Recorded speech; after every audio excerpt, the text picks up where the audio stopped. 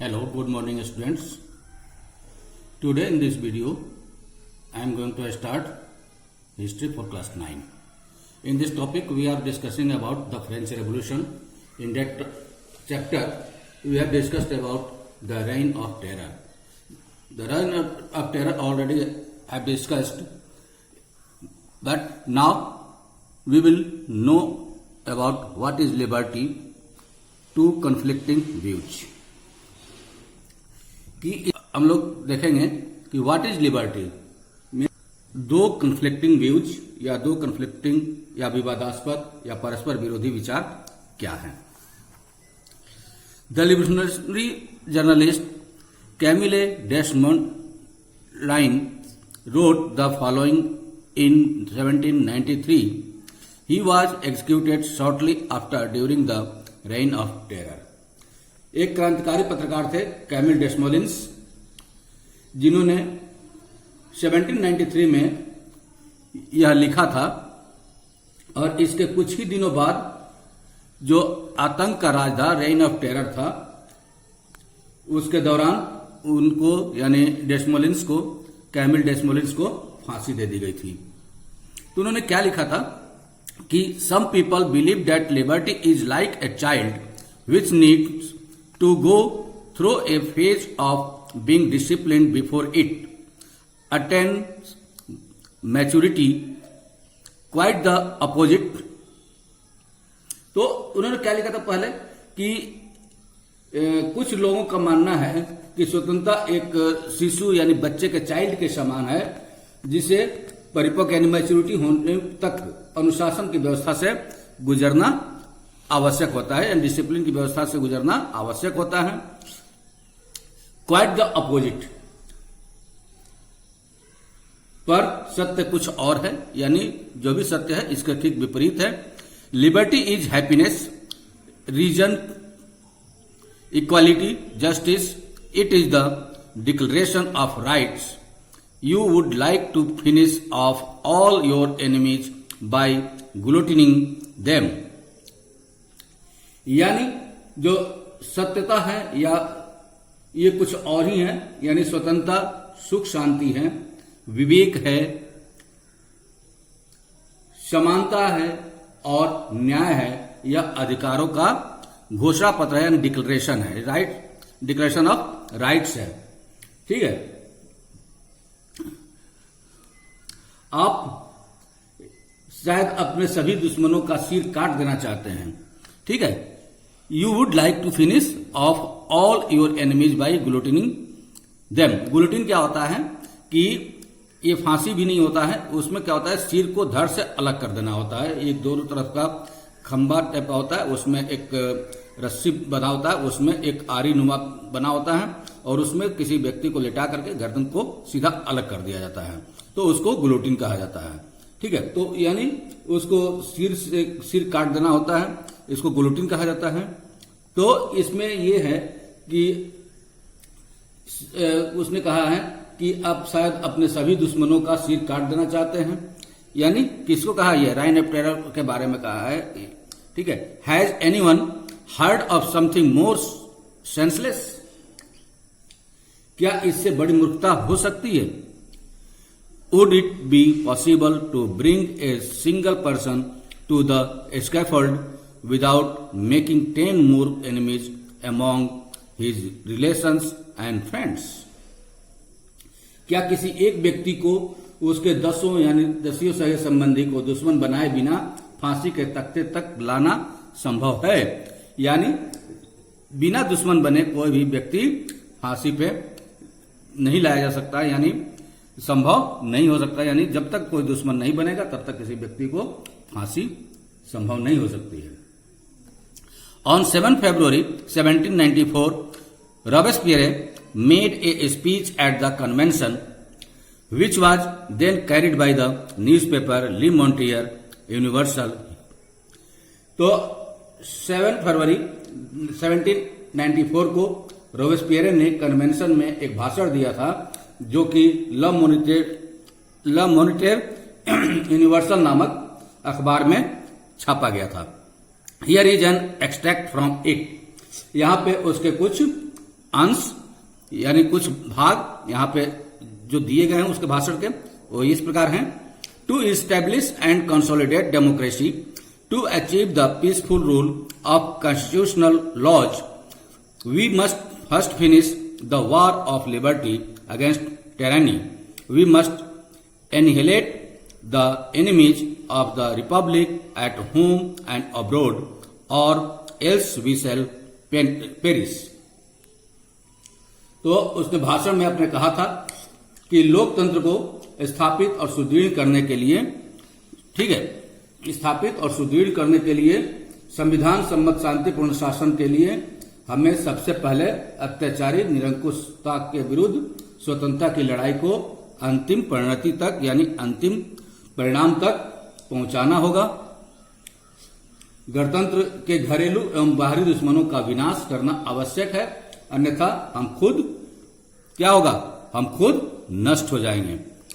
In time of revolution a democratic government may rely on terror. Terror is nothing but justice, Swift, severe and inflexible, and is used to meet the most urgent needs of the fatherland. To curb the enemies of liberty through terror is the right of the founder of the republic. तो क्रांति के दौर में लोकतांत्रिक सरकार आतंक का सहारा ले सकती है। कब? जब कहीं क्रांति हो चुकी है या आंतरिक विद्रोह है, तब वहां पे कुछ सरकार जो है क्रूरता या आतंक का सहारा ले सकती है। आतंक बस कठोर, ठीक है, कठोर तुरंतता यानी क्या बोला जाता है उसको, एट रैंडम, अचानक से, और अनम्य न्याय है, ठीक है, अनम्य न्याय है जिसका प्रयोग पितृभूमि यानी जो फादरलैंड है, फादरलैंड की अत्यावश्यक जरूरतों को पूरा करने के लिए ही किया जाएगा या किया ही जाता है। आतंक के जरिए स्वतंत्रता के दुश्मनों पर अंकुश लगाना गणतंत्र के संस्थापक का अधिकार है, ठीक है। तो दुश्मन को जब मिटाना हो तो सरकार या वहां गणतांत्रिक देशों के जो शासक हैं या शासन व्यवस्था है वहां पे उसको अंकुश लगाने के लिए, दुश्मनों पे अंकुश लगाने के लिए कभी कभी आतंक का सहारा भी लेना पड़ता है। तो ये रोबेस्पियर का एक भाषण था जिसने की दिया था कन्वेंशन के दौरान। तो यहां पे हम देखते हैं कि दोनों ही जो डिफिनेशंस हैं ये परस्पर विरोधी जान पड़ते हैं और परस्पर ये कॉन्फ्लिक्ट या विवादास्पद भी हो जाते हैं। नेक्स्ट टॉपिक हमारा आता है a directory rules France, means directory के द्वारा शासित फ्रांस। The fall of the Jacobin government allowed the wealthier middle classes to seize power. A new constitution was introduced which denied the vote to non-prosperite sections of society। तो directory शासक के दौरान क्या हुआ था, जैकोबिन सरकार के पतन के बाद जो मिडिल क्लास थे यानी मध्य वर्ग था के संपन्न तबके, संपन्न जो व्यक्ति थे उनके पास सत्ता आ गई थी, ठीक है, सत्ता उनके पास आ गई। जो मध्य वर्ग के संपन्न व्यक्ति थे उनके पास सत्ता आ गई थी। नए संविधान के तहत संपत्तिहीन तबके को मताधिकार से वंचित कर दिया गया था, ठीक है, कर दिया, ठीक है। तो जो संपत्तिहीन व्यक्ति थे उनके पास मताधिकार नहीं था, उनको मताधिकार से वंचित कर दिया गया था। It provided for 2 elected legislative councils, these then appointed a directory and executive made up of 5 members. उसके बाद क्या किया गया कि इस संविधान में 2 चुनी गई विधान परिषदों का प्रावधान था। जो विधान परिषद थी वो 2 विधान परिषद का प्रावधान किया गया था। इन परिषदों में ने 5 सदस्यों वाली एक कार्यपालिका डायरेक्टरी को नियुक्त किया, ठीक है, डायरेक्टरी को नियुक्त किया था। This was meant as a safeguard against the concentration of power in a one-man executive as under the Jacobins। और इस प्रावधान के जरिए जैकोबिन के शासनकाल वाली एक व्यक्ति केंद्रित कार्यपालिका से बचने की कोशिश की गई, यानी सेंट्रलाइज शासन से वंचित किया गया, यानी केंद्रीकृत शासन से वंचित किया गया। However, the directors often clashes with the legislative councils, who then sought to dismiss them. The political instability of the directory paved the way for the rise of a military dictator, Napoleon Bonaparte. लेकिन क्या हुआ था, ये कोशिश तो की गई कि जो केंद्रीकृत सत्ता है उसको खत्म की जाए, एक व्यक्ति का शासन खत्म की जाए, लेकिन डायरेक्टरों का जो झगड़ा था अक्सर विधान परिषदों में होता रहता था। जो ये 5 डायरेक्टर्स थे उनका झगड़ा अक्सर विधान परिषदों में होता रहता था, लेजिस्लेटिव काउंसिल में होता रहता था, और तब परिषद उन्हें बर्खास्त करने की चेष्टा करती थी। जो भी परिषद थी डिसमिस करने की, जो भी झगड़ा करते थे डायरेक्टर्स उनको बर्खास्त करने की चेष्टा करती थी। डायरेक्टरेट की राजनीतिक अस्थिरता ने सैनिक तनाशाह, जो ये डायरेक्टर्स की राजनीतिक अस्थिरता थी, स्थिर नहीं थे, और ये जो कारण हुआ, ये जो सैनिक तानाशाह था, ठीक है, मिलिट्री डिक्टेटर जो नेपोलियन बोनापार्ट, उसके उदय का मार्ग इसने प्रशस्त किया। अगर डायरेक्टरों का झगड़ा नहीं होता तो नेपोलियन बोनापार्ट का उदय नहीं होता। Through all this changes in the form of government, the ideals of freedom, of equality before the law, and of fraternity remained inspiring ideals that motivated political movement in France and the rest of Europe during the following century.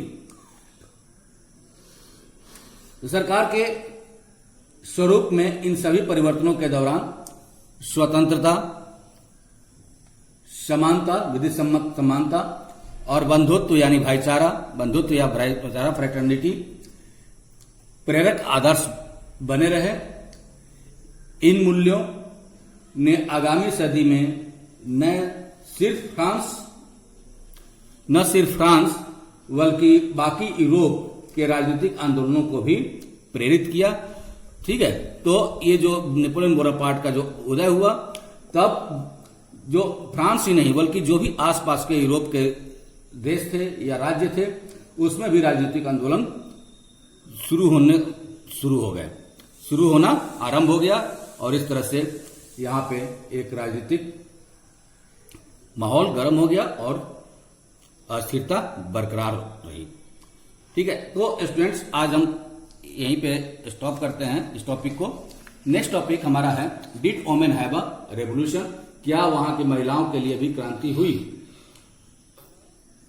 ठीक है, तो इसके बारे में हम लोग next video में देखेंगे। Okay, thank you, have a nice day.